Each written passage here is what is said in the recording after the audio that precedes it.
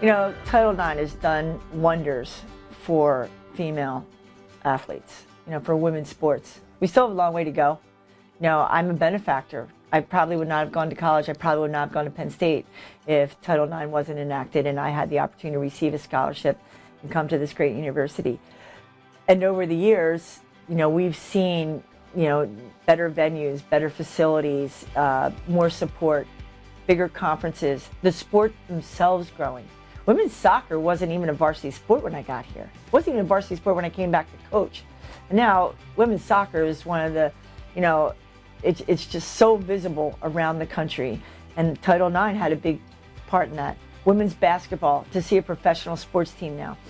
You know, back then when I was in high school, I really couldn't dream about being an Olympian. What was my avenue? Now, all these little girls, they see the gymnasts, they see the soccer players, the lacrosse players, they see track athletes, swimming athletes.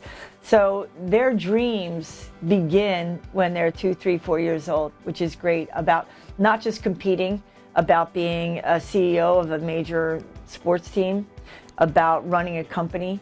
So many things, so many doors that Title IX has opened. But we still see in, I think, the women's basketball inequities at times. We still see these things where more work needs to be done. I'm so grateful that Penn State had that vision and continues to support women's sports because, again, it's the right thing to do.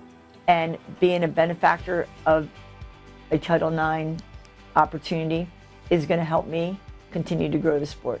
It's going to help me bring players into this university, not just as athletes, but as amazing students that are going to go on and do incredible things in their lifetime, you know, in their professions. So I think that's what Title IX, little girls today, they can dream big. They can dream about being whatever they want to be.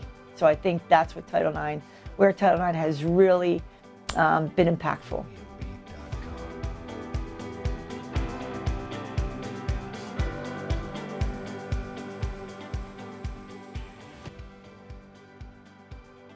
You know, I think growing up in a large family, a very loving family, where we were very, very close.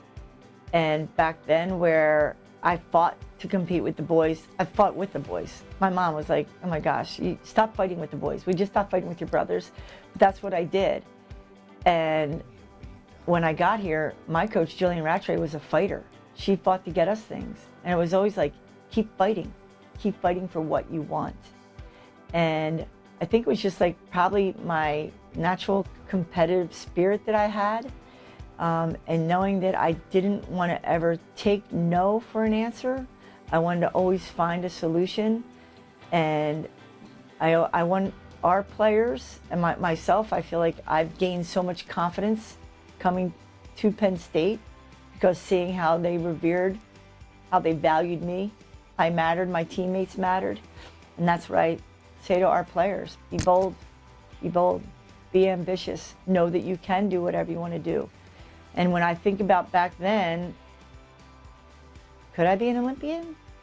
Could I get a scholarship? Could I be a coach? Could I help build a stadium? Yeah. And so can a lot of other women. They do a lot of meaningful, impactful things. And I think Penn State really was the school that gave me the confidence of wanting to achieve more support for our women's athletes.